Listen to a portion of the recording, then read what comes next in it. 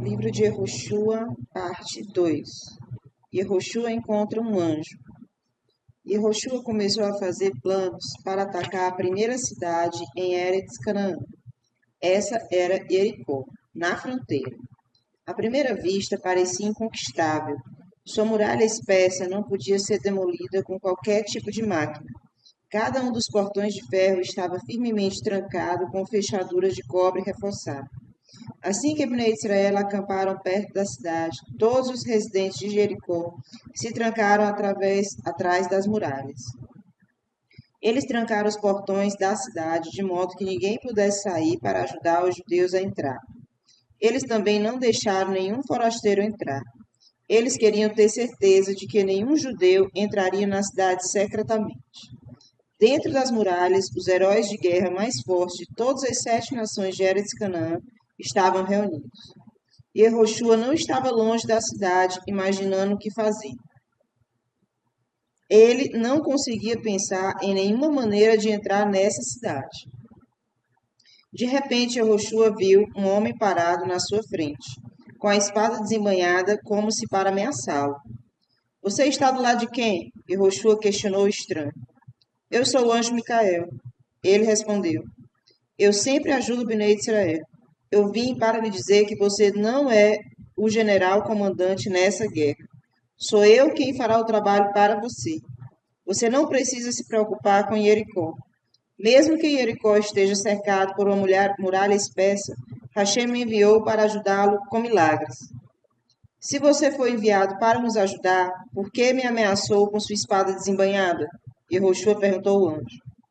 Porque eu também trago outra mensagem. Hashem não está satisfeito com você. Foi a resposta severa do anjo.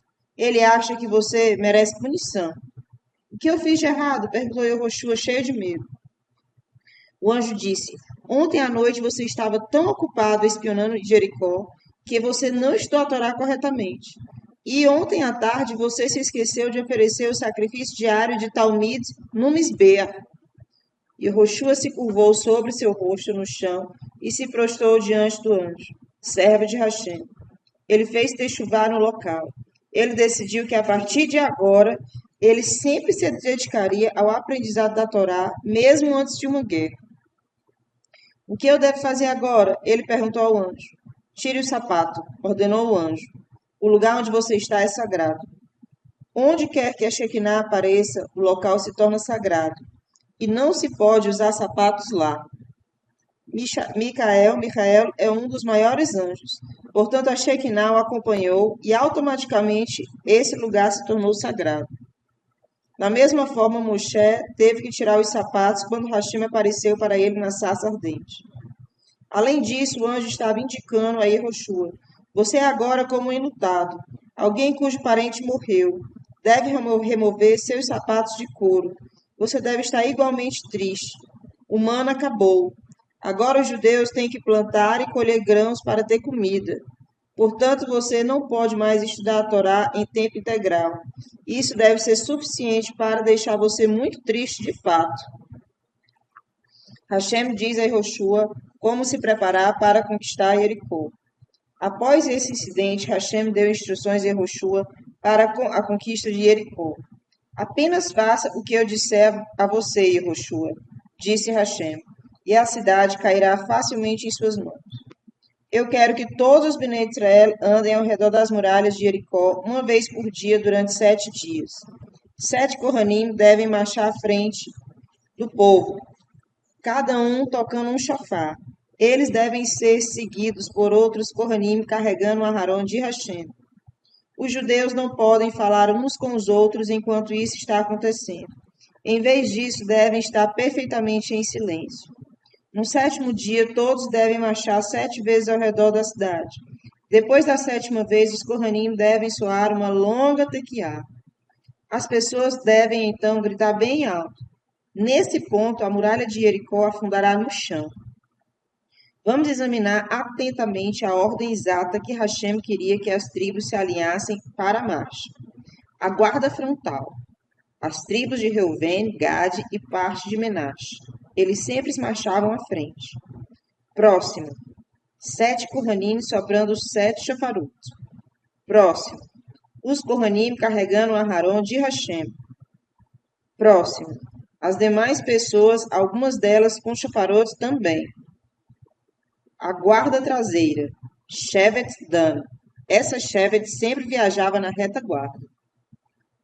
Pergunta. À primeira vista, as ordens que Hashem deu a Yehoshua parecem bastante estranhas.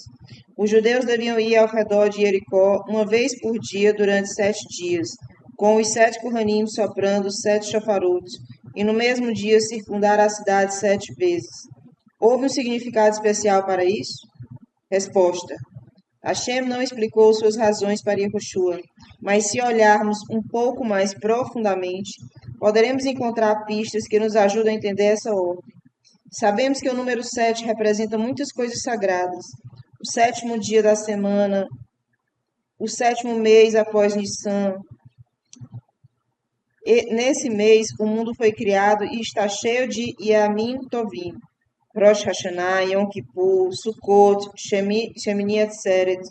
Todo o 7º ano, o número de dias de Pessa, isso é, de acordo com a Torá, pois nós adicionamos um dia quando não estamos em Eretz Israel.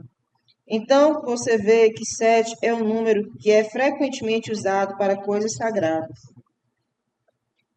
O que o povo judeu merecia era de Israel, enquanto os Kenanim foram expulsos, porque Bnei Israel era um povo santo e os Kenanim eram pecadores. Quando Bnei Israel circulavam a muralha por 7 dias, com 7 Kohanim, soprando 7 chafarotes, eles se lembrariam de que Hashem só lhes daria a terra na condição de que eles vivessem nela como um povo sagrado. Também lembrariam que Hashem, que criou o mundo em 7 dias, estava lutando suas guerras por eles. Quando eles ouvissem os Kohanim soando os chafarotes, eles fariam techuvá. Dessa forma, eles realmente mereceriam que Jericó caísse em suas mãos. As pessoas marcham ao redor de Jericó. Logo que os Kohanim ouviram as instruções de Yehoshua, eles começaram a tocar os chafarotes. As pessoas se alinharam e marcharam em volta da cidade na ordem que Hashem havia ordenado. Eles circularam a cidade uma vez no primeiro dia, domingo. Depois voltaram para o acampamento em Gilgal. Eles circularam a cidade mais uma vez no segundo dia, segunda-feira, e voltaram para Gilgal. Eles circularam a cidade novamente no terceiro dia, no quarto dia, no quinto e sexto dia. Então veio o Shabat. Yehoshua ordenou: a guerra é mais importante que o Shabat. Vocês poderão fazer qualquer melahá, trabalho, que seja necessário para a guerra.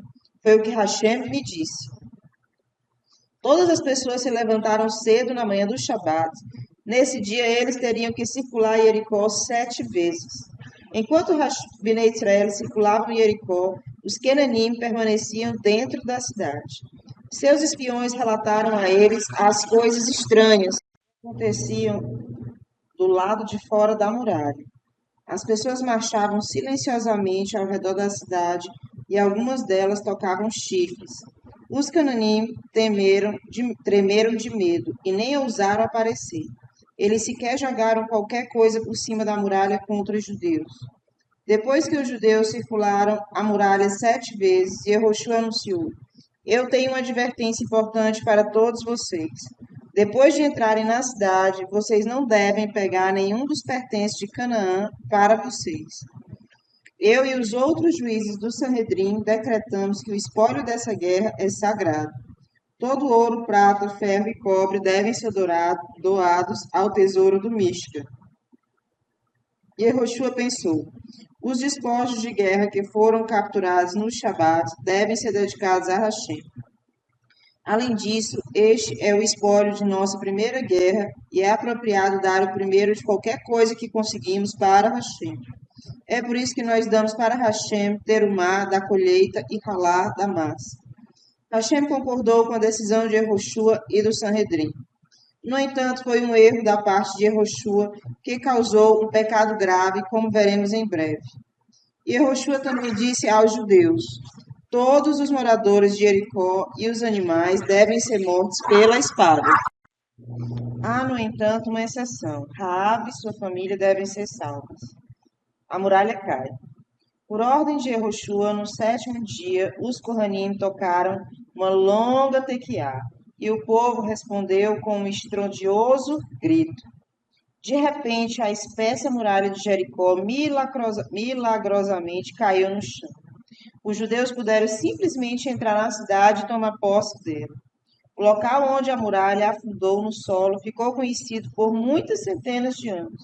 Sempre que um judeu passava por aquele lugar, ele dizia uma verdade especial.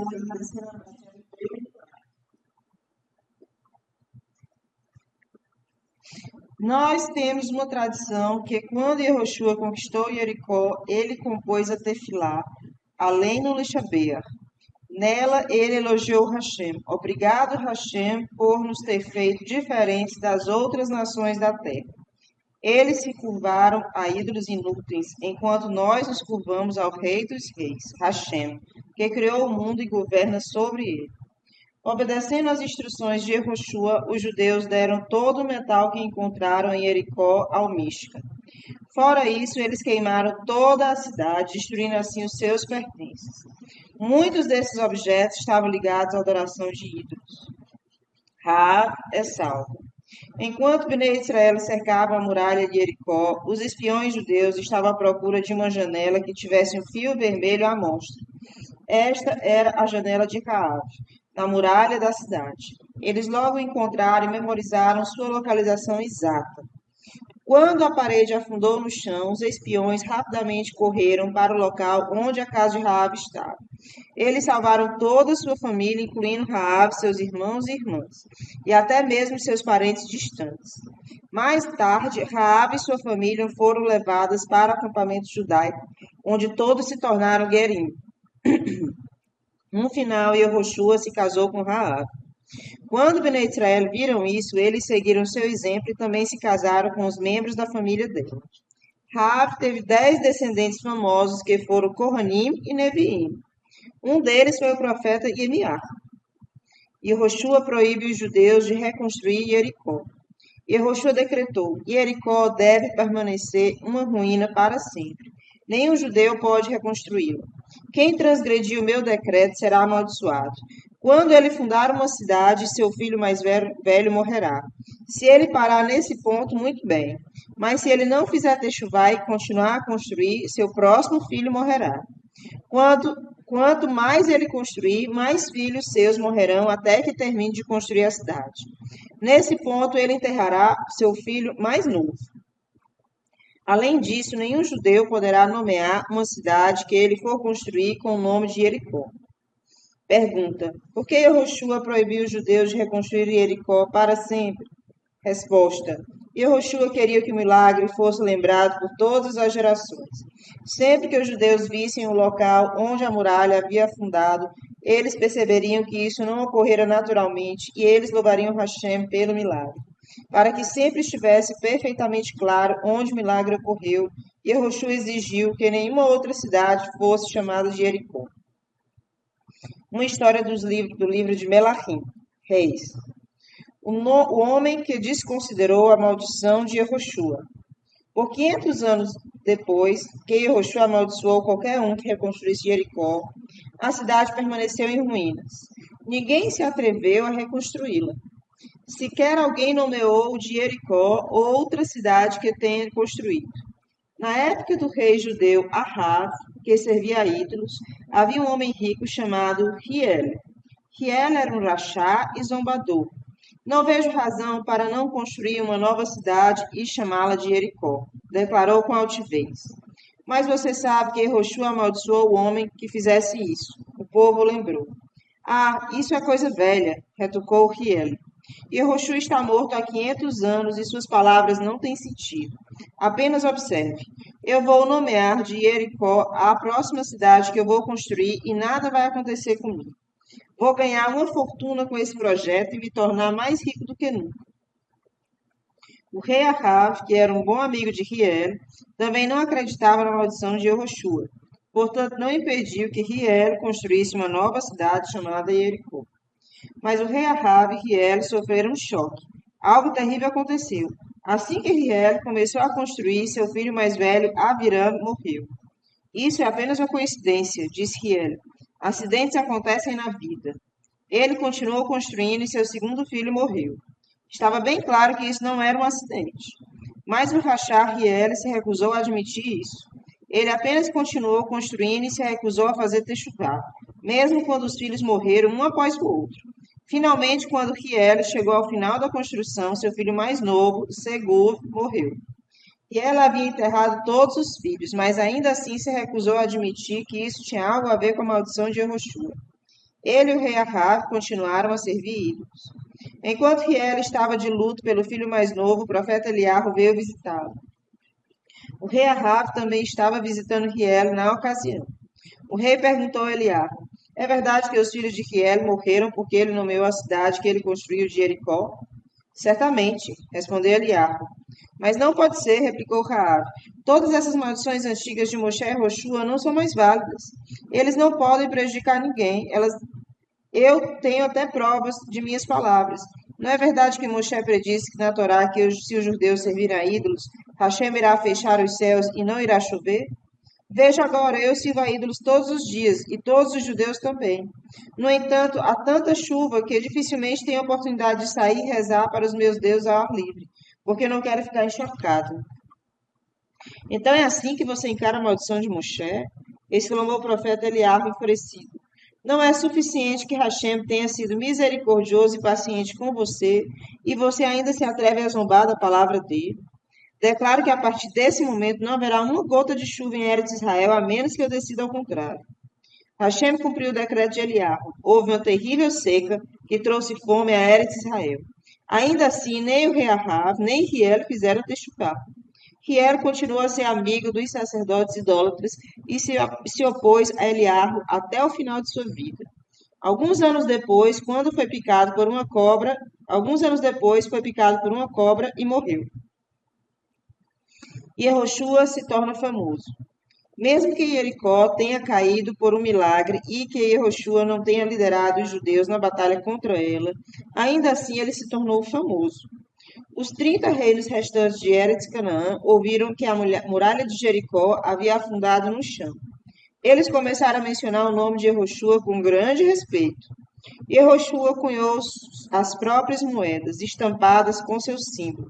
O objetivo delas era divulgar os grandes milagres de Hashem. Os judeus negociavam com mercadores de lugares distantes, até que essas moedas passaram a circular entre todas as nações que existiam naquela época. Dessa forma, Yehoshua tornou-se mundialmente famoso.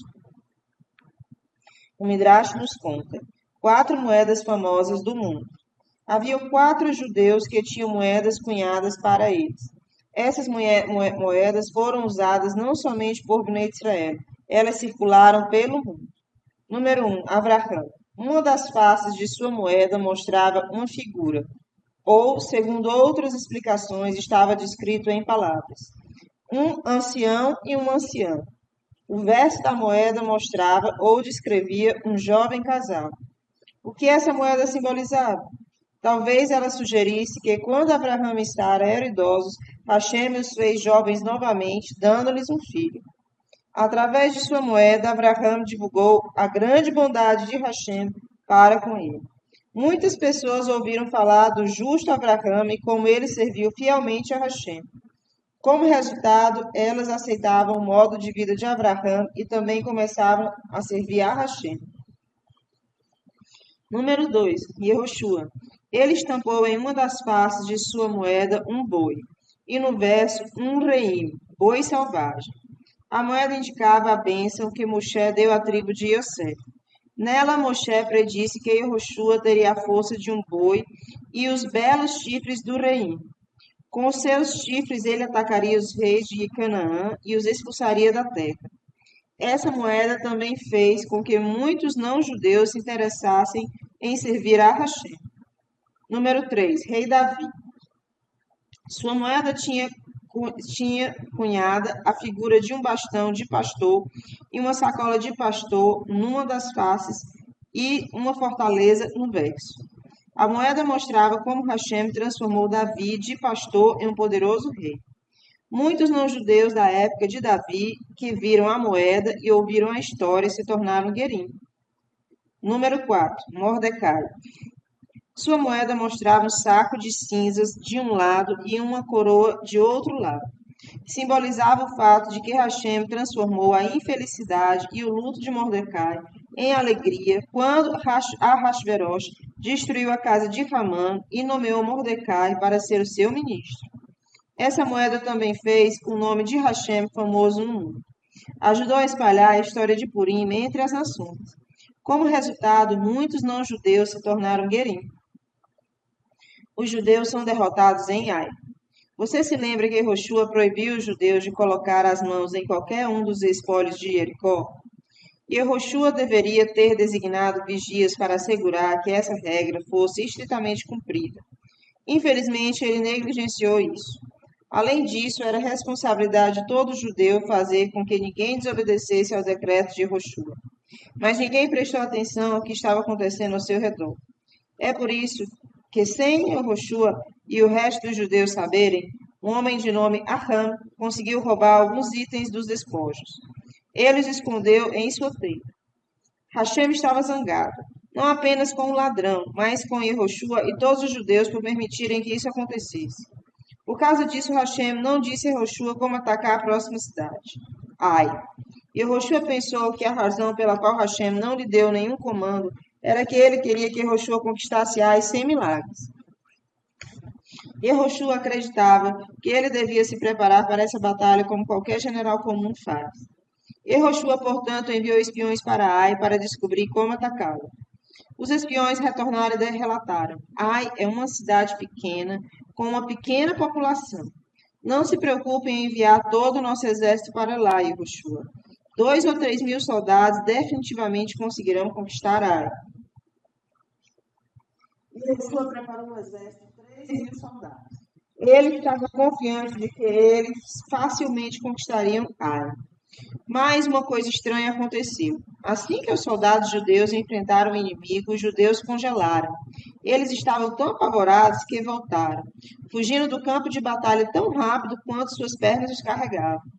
A Torá havia predito que isso aconteceria quando os judeus pecassem. Se você não mantiver a Torá, você temerá até o som de uma folha ao vento e fugirá dela como da espada. Parashá Berrocotan. Os soldados de Ai perseguiram os judeus em retirada e mataram um importante líder judeu, Yair ben Menash, o maior sábio da Torá do Sanhedrin. Quando Bnei Israel ouviram falar dessa triste derrota e da morte de Yair, seus corações se derreteram de medo. Eles sabiam que a Shekinah de Hashem os havia deixado. Sem a Shekinah em seu meio, não havia nada que impedisse todas as nações de Eretz Canaã de atacá-los e destruí-los. Hashem diz a Yehoshua porque os judeus perderam a guerra. Yehoshua rasgou suas roupas de luto. Ele sabia que se a Shekinah estivesse com eles em batalha, nenhum judeu jamais seria morto. Portanto, Yehoshua prostou-se diante do Aharon para rezar para Hashem. Os Equinim seguiram seu exemplo. Eles colocaram poeira em suas cabeças para mostrar o quão tristes estavam, e também para sugerir: somos como pó e cinzas. Yehoshua gritou: ó Hashem, uma coisa terrível aconteceu. O Senhor nos trouxe através do rio Jordão para que sejamos destruídos pelas nações da terra? Se é assim, seria melhor que fôssemos eliminados pelos povos das terras de Shihon e Og no lado leste do Jordão. Assim que os Cananim ouvirem que nossos soldados foram derrotados em Ai, todos eles se reunirão para nos matar. Isso causará um terrível Kihur Hashem. Eles exclamarão: Hashem não é forte o suficiente para derrotar as 7 nações de Eretz Canaã. Hashem respondeu para Yehoshua: em vez de rezar, você deve agir. Um pecado grave foi cometido e ele deve ser corrigido. Alguns dos espólios de Jericó foram roubados e escondidos. Todos os Bnei Israel são culpados, porque deveriam ter observado com mais cuidado e evitado que tal pecado ocorresse. Se um judeu pecar, é culpa de todos e todos serão punidos. Vamos ilustrar esse ponto com uma parábola, uma chave. A festa de Purim. Uma turma de ensino médio se reuniu na Yeshivá para uma divertida festa de Purim e um baile de máscaras. Os meninos estavam vestidos com uma variedade colorida de trajes. Havia palhaços, reis, Mordecais e um Amã com um grande chapéu preto na forma de um Osnei Haman. Haman estava usando um isqueiro para acender seus cigarros, que ele fumava arrogantemente. Isso fez sentir como um verdadeiro adulto. Não querendo estragar a diversão, seu professor não disse uma palavra. De repente, um garoto, que por acaso estava parado próximo de Haman, ficou chocado ao notar que ele havia feito uma pilha de cadernos e papéis sobre sua mesa e segurava o isqueiro perto dela. O que você está fazendo? Ele perguntou incrédulo. Ah, eu estou apenas me divertindo um pouco em Purim embaixo da minha mesa, respondeu Haman alegremente. Professor, vem aqui, gritou o garoto, apontando para o Haman. O professor deu uma olhada para Haman e imediatamente viu o perigo. Ele correu na sala em sua direção e puxou o isqueiro para longe. Seu menino bobo, ele o repreendeu. Se você acender um fogo sobre sua mesa, você pode facilmente queimar toda a nossa yeshivá. Haz shalom. Essa parábola nos mostra o que acontece se um judeu pecar. Ele não machuca somente a si mesmo, ele prejudica todo o povo judeu.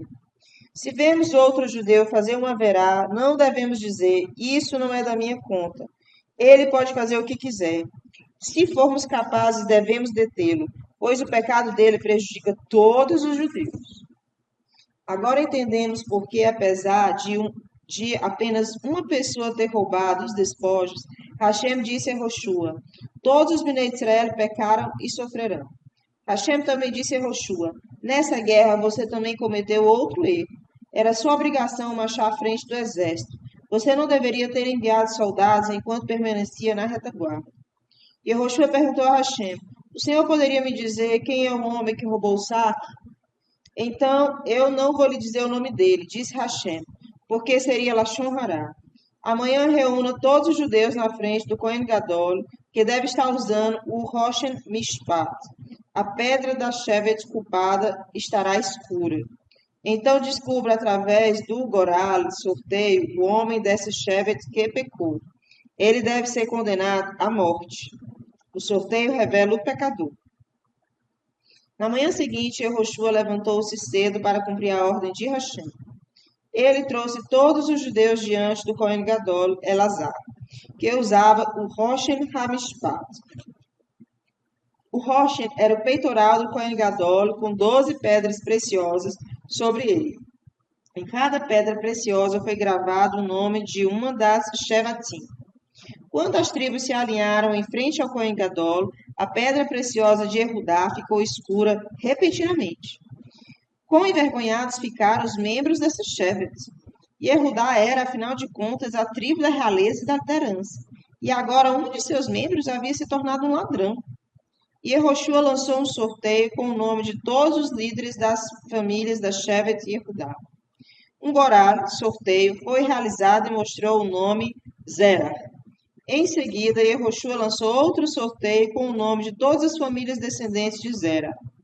Mais um nome foi retirado e mostrou a família de Zabdi. Ahan percebeu que após o próximo sorteio seria descoberto e morto. Então, para se salvar, ele começou a debochar. Voltando-se para Yehoshua, ele disse, como o sorteio prova que alguém é culpado?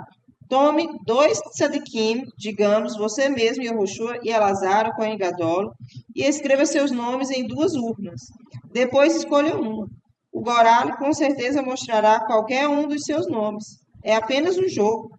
Fique quieto e não interrompa o nosso Goral. Yehoshua admoestou Ahan e começou a escrever os nomes de todos os homens da família de Zabdi. Em seguida, ele pegou um dos pergaminhos que mostrava o nome de Ahan. Yehoshua ficou muito preocupado.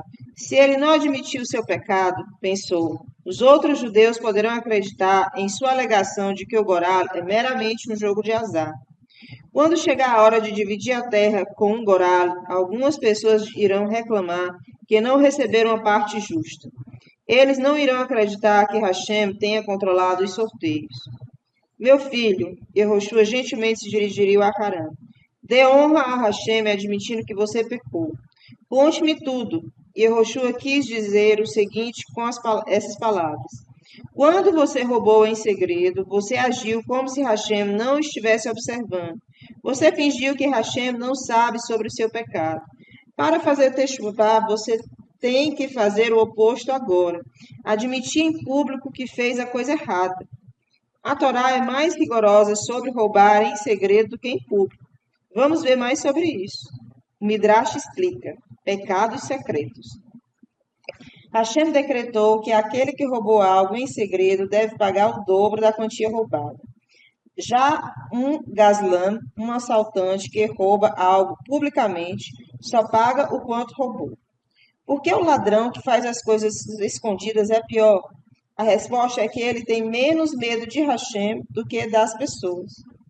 Antes do falecimento de Rabban Yohanan ben Zakkai, ele disse aos seus alunos: é isso o que eu quero que vocês se lembrem. Sempre tenham medo de Hashem, tanto quanto vocês têm medo das pessoas. Um de seus alunos perguntou: Rabi, não deveríamos temer Hashem muito mais do que as pessoas? De fato, deveríamos, respondeu Rabban Yohanan. Mas eu ficarei satisfeito mesmo que vocês tenham medo de Hashem, tanto quanto das pessoas. A maioria das pessoas, quando cometem um pecado, dizem: espero que ninguém tenha me visto. Um judeu deve perceber que, mesmo quando não há ninguém ao seu redor, Hashem vê o que ele está fazendo. Ele deve sentir como se um grande rei estivesse sempre a seu lado, observando. E ele deveria agir de tal maneira que o rei fique satisfeito com tudo que ele faz. Se ele habitua a pensar e agir assim em todos os momentos, ele é realmente um judeu que teme a Hashem. Hashem fica feliz com ele. Ele alcançou um dos principais objetivos para o qual nasceu. Aram permaneceu teimoso e não quis admitir o que ele havia roubado. De repente, ele notou que os membros de sua Shevet Yehudá tinham desembainhado as espadas em preparação para a luta. Os homens de Yehudá estavam profundamente ressentidos de que um dos membros de sua Shevet fosse acusado de roubo. Eles acreditavam na alegação de inocência de Aram e estavam dispostos a lutar contra seus companheiros judeus em sua defesa. Aram iria assistir a uma violenta batalha entre a Shevet Yehudá e as outras tribos. É melhor que eu morra do que tantos judeus sejam mortos, ele pensou. Irei admitir o meu pecado, mesmo que para mim seja terrivelmente dizer isso. Aram admite ter pecado. Aram começou a chorar e disse baixinho a Yehoshua: essa não é a primeira vez que eu tirei algo dos despojos de guerra. Na época de Moshe, quando nós lutávamos contra Amaleque, bem como nas guerras contra Sihon e Og, eu também levei alguns despojos do inimigo. Eles eram objetos de adoração de ídolos que deveriam ter sido destruídos. Mais tarde, quando lutamos contra a nação de Amaleque, que se disfarçaram como Kenanim, depois que Aharon faleceu no deserto, eu roubei alguns espólios também, embora tivéssemos prometido doar tudo para Hashem. Então Aram continuou em voz alta para que todas as pessoas pudessem ouvir. A verdade é que eu tirei do espólio de Jericó. Eu peguei um belo manto real de Babel. Também roubei 200 shekel de prata e uma barra de ouro. Eu queria muito essas coisas. Eu as escondi na minha tenda. Pergunta: como o manto real de Babel foi parar em Jericó? Resposta: cada rei do mundo sabia que Eretz Canaã era o país mais maravilhoso de todos. Portanto, todos os reis da época de Yehoshua construíram para si palácios em Eretz Canaã. Eles os visitavam de vez em quando. O rei de Babel possuía um palácio em Jericó, onde mantinha o magnífico manto que usava quando estava lá. Essa era a vestimenta que Aram levou. Yehoshua enviou mensageiros para a tenda de Aram para recuperar os despojos. Eles correram o mais rápido que podiam, pois todos tinham medo de que alguns membros da Shevet Yehudá pudessem chegar lá primeiro e esconder o espólio, a fim de negar que havia um ladrão no meio deles. Os mensageiros de Yehoshua cavaram a terra na tenda de Aram, e de fato encontraram o manto real, bem como as moedas de prata e a barra de ouro. Yehoshua os colocou diante do Aharon para todos os Bnei Israel verem. Agora todo mundo estava convencido de que o Goral era confiável. Aram é punido. Aham recebeu duas punições. Primeiro foi apedrejado, Shequilá. Esta é a punição de um Mehalel Shabat, aquele que profana o Shabat. Como Aham violou as leis do Shabat, naquele Shabat Hashem permitiu que os judeus fizessem apenas as melachot necessárias para conquistar Jericó. Aham levou o espólio de Jericó para sua tenda. No Shabat é proibido levar um objeto da rua para a casa de alguém. Ele também cavou um buraco no chão em sua tenda para esconder o espólio. Essa é também uma melahá dos 39 trabalhos proibidos do Shabat. Os animais de Aham também foram apedrejados. Como segunda punição, o corpo de Aham foi queimado. Dessa forma, ele foi punido por ter tomado o espólio de Jericó, que deveria ter sido queimado. Seus pertences também foram queimados. Os filhos de Aham testemunharam a punição do pai. Foi um aviso para eles, porque eles o viram esconder o espólio e mantiveram silêncio sobre isso. Antes de apedrejar Aham, Yehoshua disse a ele: Hashem está punindo você nesse mundo. Mas porque você foi corajoso e admitiu seu pecado, ele lhe dará uma parte no Olam Rabá. A punição com a morte foi realmente uma bondade para Aham. Ele expiou seu pecado. Teria sido muito, muito pior para ele perder sua parte no Olam Rabá. Um grande monte de pedras foi erguido no local da punição para lembrar Bnei Israel do que aconteceu lá. Um novo plano para conquistar Ai. Hashem disse a Joshua: Não tenha medo de começar outra guerra contra Ai. Dessa vez você vai ganhar. O rei de Ai e seu povo cairão em suas mãos. Mas você deve fazer as coisas um pouco diferente da primeira vez. Você deve liderar pessoalmente a guerra. Leve o exército inteiro com você, não apenas 3.000 homens como da última vez. Permita com que os judeus levem o espólio para eles mesmos. Você errou ao proibir isso na guerra contra Jericó, e isso levou ao pecado de Aham. Ai não vai cair por um milagre como ocorreu com Jericó. Faça uma emboscada. Uma parte do exército deve se esconder e atacar repetidamente o povo de Ai, a fim de enganá-los. Pergunta: por que Hashem queria que os judeus enganassem o povo de Ai? Por que ele não os ajudou com o milagre revelado como havia feito em Jericó? E por que ele ordenou que todo o exército judeu fosse à guerra? Algumas respostas. Número 1. Embora Hashem tenha perdoado Bnei Israel pelo roubo do espólio de Jericó, sua Shekinah não estava mais tão perto deles quanto antes. Os judeus eram menos sagrados do que antes. Portanto, eles não mereciam um milagre revelado como no caso de Jericó. A partir de agora, suas guerras teriam que ser travadas com estratégias e emboscadas militares. E como a Shekinah está mais perto de um grande ajuntamento de judeus, Hashem queria que todos os judeus participassem da próxima batalha. Número 2. Quando as nações de Eretz Canaã vissem que Bnei Israel venceram depois de reunir um grande exército e usar manobras militares, elas diriam: Hashem não realiza mais milagres para Bnei Israel. Eles lutam suas guerras como todos nós. Vamos também reunir um exército enorme e nós iremos derrotá-los. Como resultado, muitos reis de Canaã se uniram em uma guerra contra Bnei Israel. Isso seria uma vantagem para os judeus. Em vez de lutarem por 31 batalhas diferentes, já que havia 31 reis distintos em Canaã, e gastarem quem sabe quantos anos de guerra, eles poderiam evitar isso com algumas guerras contra os exércitos inimigos combinados e destruí-los em um curto espaço de tempo. A estratégia. No dia seguinte, Yehoshua levantou-se de madrugada e reuniu todo o seu exército. Ele mandou 30.000 soldados separadamente, dizendo-lhes: Vocês devem se esconder atrás de Ai. Não se afastem da cidade. O plano é o seguinte: estejam preparados atrás da cidade. Eu irei me aproximar de Ai com o exército principal, como se fosse atacar. Quando o inimigo se aproximar de nós, fingiremos que estamos com medo. Nesse momento, iremos voltar e fugir.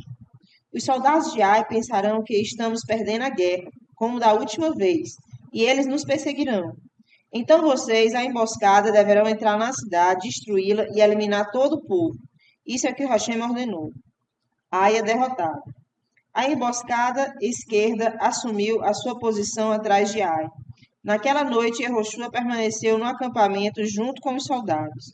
Ele os encorajou e os preparou para a guerra. Assim que a manhã chegou, Yehoshua contava e organizava o exército, e enviou uma segunda emboscada de 5.000 pessoas para ficar atrás de Ai. Naquela noite, embora fosse véspera de uma guerra, Yehoshua ficou estudando o Torá. Estudou profundamente com toda a sua concentração. Lembrou-se que Hashem havia lhe dito: se você estudar a Torá de dia e de noite, terá sucesso. E o anjo de Hashem o repreendeu por não ter se concentrado o suficiente antes de Jericó ser conquistada. Yehoshua não queria outra experiência como aquela. No dia seguinte, os soldados tomaram as suas posições para atacar. Vendo isso, o rei de Ai mobilizou apressadamente seu exército e perguntou aos seus magos: qual o melhor momento para atacarmos os judeus? Eles aconselharam: comece a guerra na mesma hora do dia em que os judeus perderam sua primeira batalha. O rei de Ai concordou. Nesse exato momento, ele moveu seu exército em direção a Bnei Israel. Assim que o exército de Ai chegou perto, os soldados judeus fingiram estar assustados. Eles se viram e fugiram. Eles se viraram e fugiram. Lá vamos nós, depois deles, o rei de Ai ordenou, jubilosamente. Todos os soldados de Ai seguiram em perseguição aos judeus. Até mesmo a população civil de Ai se juntou à perseguição. Apenas as mulheres e crianças foram deixadas para trás, com os portões da cidade bem abertos. Hashem ordenou a Yehoshua: agora aponte a lança em sua mão para Ai. Este foi o sinal para a emboscada atacar. Yehoshua ergueu sua longa lança no ar e gritou em direção a Ai. Quando os soldados judeus na emboscada viram isso, eles marcharam triunfantemente para Ai, como Yehoshua tinha ordenado. Eles incendiaram a cidade. Quando o rei de Ai e os soldados olharam em volta para a cidade, viram-na pegando fogo. Bnei Israel também estavam cientes dessa miraculosa reviravolta dos acontecimentos. E Yehoshua ordenou-lhes: virem-se, agora vocês podem lutar contra seu inimigo. Enquanto Bnei Israel estavam ocupados lutando, Yehoshua continuou apontando sua lança para o céu. Yehoshua, que era muito forte, conseguia suportar uma lança levantada por muitas horas. Pergunta: por que Yehoshua teve que manter sua lança erguida no ar durante a batalha? Resposta: talvez você se lembre que durante a batalha contra Amaleque, Moshe levantou as mãos. Quando ele se cansou, Arão e Hu apoiaram suas mãos. Bnei Israel viram as mãos de Moshe erguidas para o céu e lembraram-se de direcionar seus corações para Hashem. Por esse mérito, eles venceram a guerra contra Amaleque. Algo semelhante ocorreu agora. Bnei Israel olharam para a lança que foi levantada para o céu e perceberam que eles não estavam vencendo a guerra por causa do seu grande exército, mas apenas por causa da ajuda de Hashem. Eles rezaram e pediram para Hashem. Portanto, ele os fez vencer. O fim de Ai e seu rei. Percebendo que Bnei Israel eram mais fortes do que eles, o povo de Ai quis voltar para sua cidade. Mas a emboscada já havia chegado à frente de Ai. Então o inimigo foi bloqueado de ambos os lados. Os soldados judeus lutaram contra eles até serem aniquilados. Eles capturaram o rei de Ai e o levaram diante de Yehoshua. Yehoshua ordenou: leve-o à morte e pendure numa árvore até a noite. O propósito disso era assustador. Assustar todos os outros reis de Canaã. O rei de Ai mereceu pena de morte, uma vez que ele teimosamente se recusou a fazer as pazes com Bnei Israel ou deixar a Eretz Canaã. Ele ouvira falar do milagre da muralha de Jericó, que afundou no chão. Apesar de tudo isso, ele se recusou a admitir que Hashem é o governante do mundo. Ele insistiu em lutar contra os judeus. Nessa guerra, Bnei Israel tomaram o espólio para si, porque Hashem havia permitido isso. Yehoshua destruiu a cidade completamente e ela nunca mais foi reconstruída. Uma das razões para isso foi que Hashem não queria que Bnei Israel ficassem envergonhados, com pessoas apontando para Ai e dizendo: essa é a cidade onde Bnei Israel pecaram e perderam a guerra.